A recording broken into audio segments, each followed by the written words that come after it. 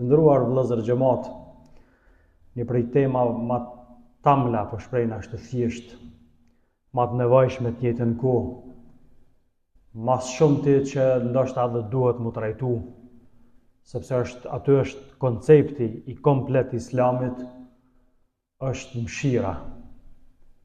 Pothuajse nuk ka sure përveç se mëshira e Zotit përmendet, përsëritet, në mënyrë që Allahu xhalla shanuhu ta ndryshoj sjelljen tonë, apo më thon ndryshe, ta bëjmë mëshirën, rahmetin pjesë të karakterit tonë në jetën e përditshme.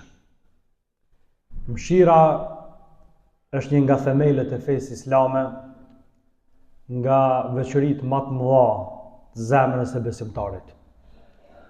Zemra e gjallë, e ndjeshme, është aja që Zoti e ka nderuar me dritën e dëmshurisë dhe me dritën e mëshirës. Njeriu pa mëshirë, pa rahmet thjesht, i ngjan ngurit të ngurtë, ai nuk mund të ndërtoj paqe e as të jetoj në harmoni me njerëzit. Zemra e mëshirshme është aja zemra e gjallë, pra është cilësi e besimtarit.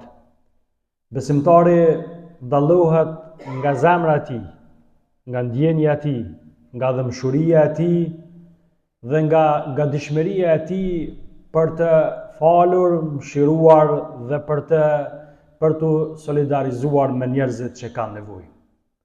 Pra, zemra e besimtarit tregon mëshirë ndaj dobtit, në njëjtën kohë dhimbje ndaj të pikëlluarit, ndihmë ndaj të mjerit dhe të njëjtën kohë solidaritet ndaj njerëzve të nëpërkëmbur. Pra, besimtari i mëshirshëm bashkëvepron në mënyrën më të mirë edhe me njerëzit, po të njëjtën kohë edhe me ngjarjet dhe ndodhit përreth. Me këtë zemër të mëshirshme, besimtari largohet nga krimi, largohet nga padrejtësia dhe në farë forme kthen veten në burimin e sigurisë dhe paqes. Mëshira e besimtarit është pjesë e mëshirës së Allahut ndaj tij. Mëshira e besimtarit është pjesë apo reflektim i mëshirës së Allahut ndaj tij. E dini një prej emrave të bukur të Zotit, që përmendet kudo në Kur'an, 114 sure, përjashto surën Tauba, të gjitha suret fillojnë në farë forme, Bismillahirrahmanirrahim, në emrin e Allahut, të gjithë mëshirshmit, mëshirëplotit. Në emrin e Allahut, të gjithë mëshirshmit, mëshirëplotit. Pra përmenden dy emra të Zotit, dy cilësi të Zotit që janë më të rëndësishme pas emrit Allah. Pra Ar-Rahman, Ar-Rahim, i gjithë mëshirshëm, mëshirëplot. Ar-Rahman, dietarë kanë thonë, i gjithë mëshirshëm, Zoti është i mëshirshëm me krejt krijesat që i ka kriju. Sepse pa mëshirën e Zotit, jeta atyre nuk mundet me funksionu. Pastaj është një mëshirë, na i themi rahmet, mëshirë ekskluzive, që ju takon vetëm atyre që i besojnë Zotit, apo thënë ndryshe, atyre që shkojnë rrugës të Zotit. Pra, nëse bëjmë një llogaritje të shkurt, e shohim se përmbrana namazeve ditore, 5 namazet ditore. Fjala Ar-Rahman Ar-Rahim, gjithë mëshirshmi, mëshirëploti, pra këto dy cilësi të Zotit, apo thënë ndryshe dy emra të Zotit, domethënë përmenden mbi 34 herë, vetëm namazet farze, llogaritë namazet sunete. Një rast ndodhi një ndodhi në prezencën e pejgamberit ton Muhammedit alayhis salam.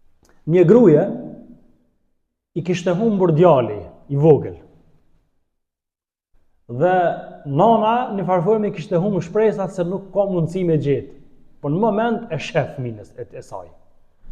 Dhe pejgamberi alayhis salam ka qenë ekspert, i ka shfrytzuar këto ndodhit me i përkthy që njerëzit me marr mësime. Dhe këtë skenë për shef pejgamberi dhe shokët e pejgamberit alayhis salam. Çka po ndodh? Nana po përshafon fëmijën e saj, fëmia po vrapon drejtimin e nanës, edhe nana drejtimin e fëmisë.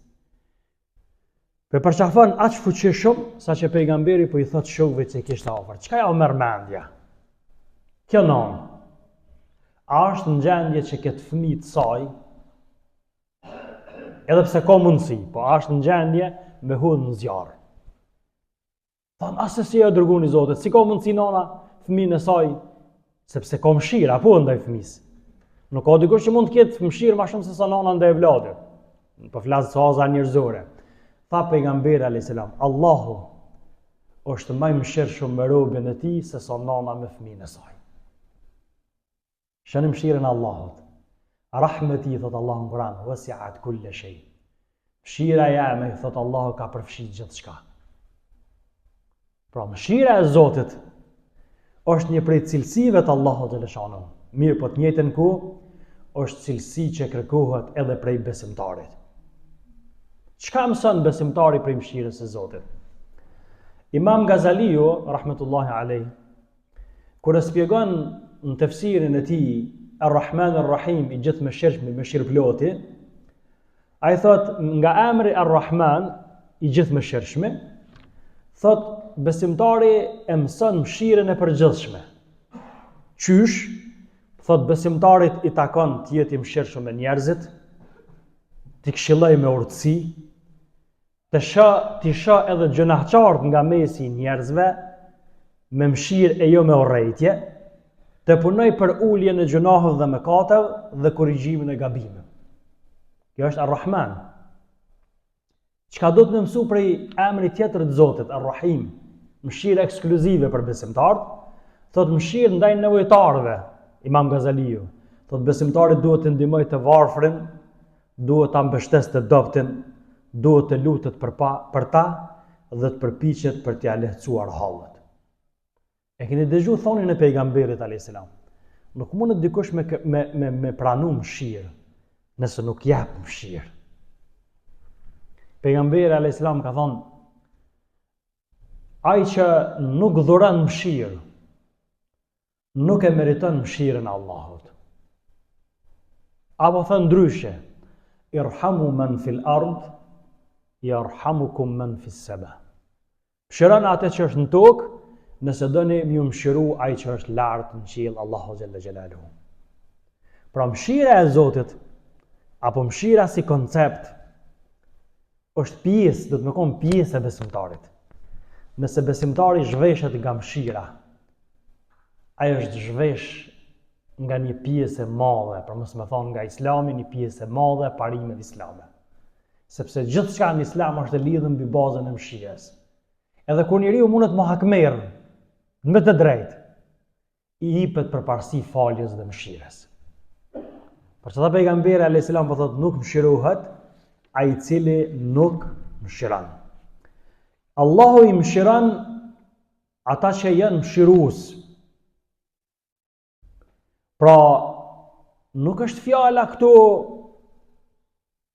për mëshirën ndaj shokut tan, po këtu po flet për mëshirën e përgjithshme. Se nga njeriu me të vetin, me të afërmin, me mikun e tij, tregohet i mëshirshëm.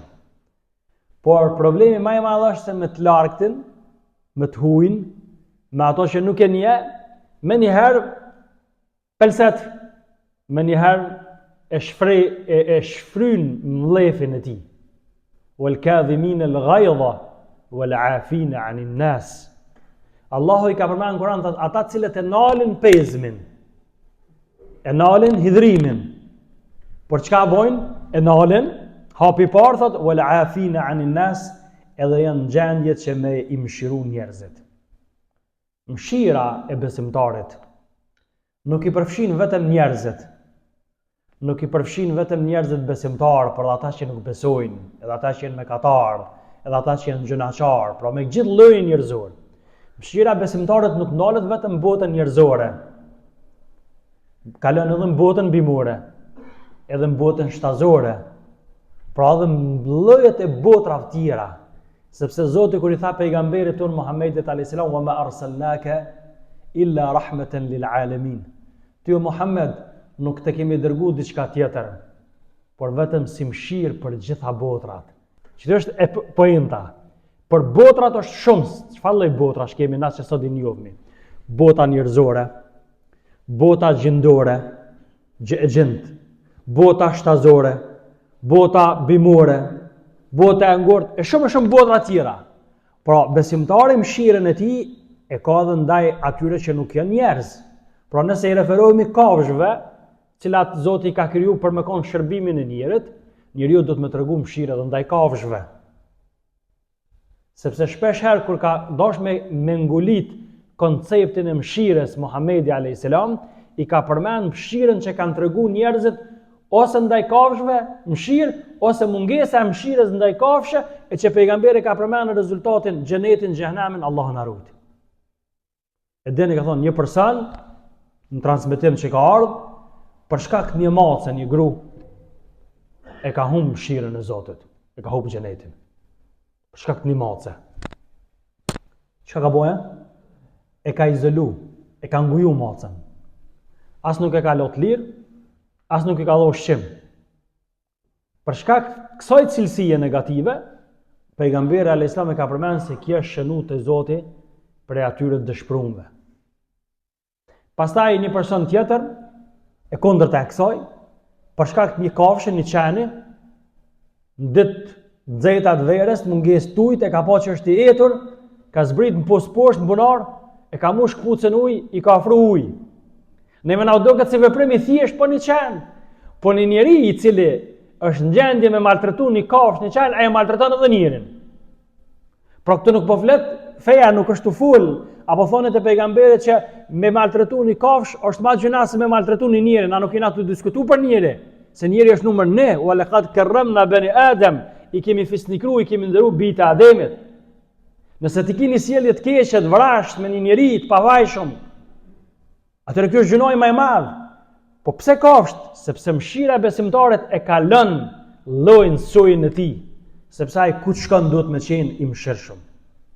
Pra mëshira e Zotit përfshin çdo gjallës dhe shembuj të mëshirës së sahabëve dhe muslimanëve të gjenerata të para kemi shumë.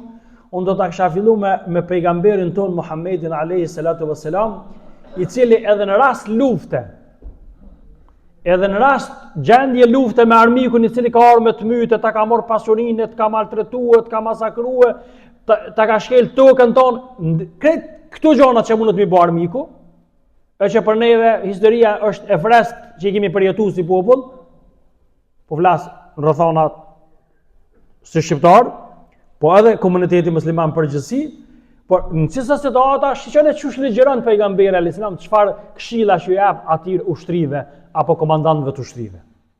Pra pejgamberi ndalohet me myt gruan, ndalohet me myt fëmin, ndalohet me myt plesht, njerëzit që janë të çmuar. Mos i prekni morgjët të pafajshëm cilët janë ato vendet e adhurimit, qofshin çfarë do të qofshin. Çka kjo? Kjo është moral. Kjo është mëshirë. Nuk është qëllimi edhe në situata kur lufta imponohet, nuk është qëllimi me dek gjakderdhje, po me parandalu të keqen. E tash nëse ti e shkakton edhe në të keqe më të madhe se sa armiku, ku po është dallimi mes teje dhe ti? Pejgamberi alayhis salam thuhet në betejë e kishte parë një gru, e cila ishte mbytur, mbas kontekstit kuptohet për muslimanëve. Dhe pejgamberi u hidhru shumë. U hidhru shumë. Nuk i pëlqej ky akt. E ndaloj, sepse gratë pejgamberit mi ka llogaritur sikur me qenë shajta. Ky është Islami. Ebu Bekri radiallahu anhu, Zoti qoftë i kënaqur me ta. Kur i ka nisur ushtrin në betejë, i ka thonë mos mbytni plesh, mos mbytni grab, mos mbytni fëmijë, mos shkatroni të mbjella, mos shkatroni pemë, mos i prishni rahatin njerëzve që janë të adhuru Zotin. Mos ndodh dikush që me masakru kufomën, të vdeknin. Edhe nëse e ke mbyt armikun. Po shishoni deri në këtë nivel. Ne jemi të i përmend këta shembuj për shkak se këta shembuj janë ata të cilët neve duhet me na vëdisu. Omer ibn Khattabi, Zoti qoftë i kënaqur me ta, ai ndjente kur e mor pushtetin, ndjente përgjegjësi edhe për një deve të humbur. Shën Omerin që njihej si njëri i ashpër para Islamit. Kur e pranoi Islamin, ai e kuptoi Islamin mëshirë. Islami e zbuti Omerin. Po të mos e pranonte Islamin, do të ishte njëri i arrogant, i ashpër. forcinë e tij, drejtsinë e tij, burrninë e tij që kishte para Islamit, ai e zbukuroi me Islamin, me mëshirën e Islamit. A dini Amr ibn al-As, ai që njihet në histori islame si çliruesi i Egjiptit sotëm. Kur i kishte vendos ato tendat ku ai qëndronte me ushtrinë e tij, kur arkua mu largu prej atij veni, në tendën e tij kishte ardhur një plumb i cili kishte ngrit folen. E kishte ngrit folen. Dhe njerëzit dashnin me prish tendën, nga dëmshuria që kishte për atë plumb, nuk lejoj mu prish, tha lene, tendën teme ato. Dhe prej në atë vend, për shkak këtij plumbi mëshirës ndaj tij u bën një qytet më vonë, që se ekziston edhe sot. Çka tregon kjo? Kjo është mëshira. Ka e morën këtë mëshirë ta njerëz prej Islamit? A keni dëgjuar për institucionin e vakufit apo vakfit? Në lloj vakufi është edhe kjo xhami që keni ndërtu bashkërisht. Sistemi i vakfit është kur njeriu një tokë që ka, një banesë që ka, një shtëpi që ka, ja për Zotin fisabilillah. Që aja me shërby për të mirat e komunitetit fisabilillah. Vazhdimisht me përfitu prej atij vakufit. Qoftë aja tokë, qoftë patundshmëri, pra qoftë mund të jetë edhe pasuri e rëndësishme, kjo është institucioni i vakufit. Kur i shohim në Islam, historinë e hershme të Islamit, llojet kur njeriu lexon për temën e vakufit. Këtë ditë Bashkia Islame e Kosovës e ka bën një konferencë shkencore jashtëzakonisht ndërkombëtare shumë të fuqishme Prishtinë, ku tema ka qenë vakufi, roli, rëndësia, zhvillimi i tij, si me rikthy. Pra, e rëndësishme kur i lexojmë këto lloje të vakufeve që kanë ekzistuar në histori, aja që lidhet me temën tonë, e kam parë aja që më ka bërë përshtypje, një lloj vakufi është quajtur vakufi i enëve të thyera. Çka kjo? Dikush e ka qenë në dyqan që ka të bëjë me enë, që i përdorim në enë kuzhinë. Enë, kuzhinë. Çka roli këtij vakufit? Kur flasim historinë e hershme, ka ekzistuar edhe sistemi sklavoprunar, sklav, rrogtar, rob. Dhe kur ai sklavi, robi, shërptori ka thënë në atij zotnisë të vet, ka pas frikë shkretit që kur vjen zotnia ose më kesh trajton ose më dënon. Dikush ka menduar, ka thonë që këta njerëz kanë nevojë mi përkrah. Nëse të fshi shtëpinë e ka dëmtuar një anë, e bën anën e dëmtuar e merr të njëjtën anë 3 në dyqan. Subhanallahu, në këtë nivel. Pastaj një lloj vakufi tjetër ka qenë i çamëve të humbur. Për çat, s'kan pronar ose janë humb, dikush e ka bënë në vend caktun dhe i ka pranuar këta që ai ka ushqy, u kujdes për ta. Kjo sot çka dëgjojnë anë për Evropë, këtu kjo është janë të vëndshëm. Kur jam të fol para qindra vitesh. Jam të fol kjo historikisht shumë herë. Që i ka paraprit të gjitha këtyne sot çka njihen. Në lloj vakufi tjetër kon vakufi i nusëve, kur njerëzit e varfën kanë dashur më martu e s'kan pas tesha mi ble nusës. Ditën e martesës. Edhe për mos mundi keq ai varfni, ky dyqan, ky vakuf shku, ka pas mundësi njeriu atë çeizin apo rrobat cilat janë të nevojshme mi marr mi hoazu, edhe tani kur të kryhet dasma ose kryen ato manifestimet me i kthy, që mos mundi keq edhe ai i cili nuk ka që është i varfër. Pastaj një lloj vakufi ka qenë vakufi i grave të keq trajtuara. Se të hajme të grave që janë, a dini kur ka dhunë familje, strehimore i thuajnë grave. Që mu mshef ato që mos marr deri tani dhunë, sepse e dim na fatkeqësisht faqja e zezë e gazetës është e mbushur me kësi ngjarje. Edhe në vendin ku jetojnë ana shpesh i dëgjojnë emrat shqiptarëve. Jo myti gruan, jo ato jo këta, Zoti na ruaj. Mungesë mëshirës. Dhe dikush është për kujdes që me koni lloj vakufi për këto gratë që shtrajtuan që mi strehu derisa të qetësohet situata, të kuptohet ku është problemi. Tulën pak gjatë. Në lloj vakufi tjetër ka qenë që ju dediku vakuf për të smut. Na vakuf për të smut, çush vakuf për të smut? Kanë qenë njerëz që janë pagu prej çeti lloj vakufit sadak të rrjedhshme, Roli I tyre ka qenë kur nëse pacienti është filan dhome, ka një smundje, 2 persona janë caktu, cilët kanë bërë një bisedë që ka dëgjuar I smuri, ndoshta edhe pa I pa. Çfarë bisede kanë bërë? Ata kanë bisedu, janë kanë përgatitur në këtë formë me ngrit moralin e pacientit. Thonë, fola me mjekun ky pacienti që është që dhomen, ai e ka dëgjuar muhabetin, pa ata janë bërë kishte që pe bojnë atë që mos më dëgju. Ky pacienti që është e ka gjendjen shumë mirë. Pritet më rana 2-3 ditë me shku në shtëpi, s'ka nevojë me nejt më shumë në spital. Kanë stimuluar në këtë formë që me ngrit moralin e tyre dhe kjo ka dhënë efekt që shumë prej pacientëve shumë shpejt janë ardhur të shërimi. Njëri me lexu këto çuditët, a ka mundësi deri në këtë nivel? Deri në këtë nivel. Pra, shembujt shpirtit mëshirës, shoqërinë muslimane ka pas vazhdimisht edhe do të ketë inshallah deri në ditën e gjykimit. Mungesa e mëshirës të nderuar vëllezër xhamat është shenje e zemrës që është e zbrast. Zemrat e atyre që nuk besojnë me takimin me Allahun, natyrisht Allah I ka përmend në Kur'an vend të ashpra.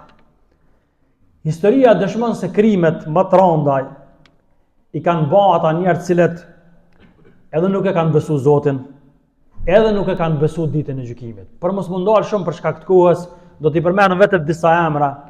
E kemi Faraonin, kush ka dëgjuar për Faraonin, Zoti ka përmendur në Kur'an. Pastaj e kemi Neronin që lidhet me Romën. Pastaj e kemi Leninin që lidhet me ish bashkimin sovjetik dhe me komunizmin. Pastaj e kemi Stalinin, I cili nga e njëjta shkollë, nëse mund të themi, me mira viktima ka mbyt për shkak marrjes dhe rujtjes të pushtetit të tij. Pra, sistemet që ndërtuan kalunën pa besim janë sisteme që kanë prodhu vetëm mizori, kanë prodhu padrejtësi dhe pabindshmëri. Nëse bëjmë një krahasim zemra besimtarit dhe zemra e jo besimtarit, apo me thonë ndryshe mohuesit. Zemra besimtarit është e butë, sepse beson në drejtësi dhe llogari përpara Zotit. Zemra e mohuesit është e ngurtë, sepse nuk ka frikë nga llogaria dhe nuk sheh askënd sipër vetes. Besimtari është I prirë për falje, dorëzim, drejtësi dhe mëshirë, sepse kështu ka edukuar Allahu. Këtë përmbyllje, ta 2 minuta që I kemi përpara vetes, po kam dëshirë me përmend një ndodhi, 2 halife, kryetarë të muslimanëve pas vdekjes pejgamberit tonë Muhammedit alayhis salam, e kemi Uthmanin radiallahu anhu, Zoti qoftë I kënaqur me ta, dhe Aliun radiallahu anhu. Që të dy këta janë mbyt. Atentat ka pas në ta.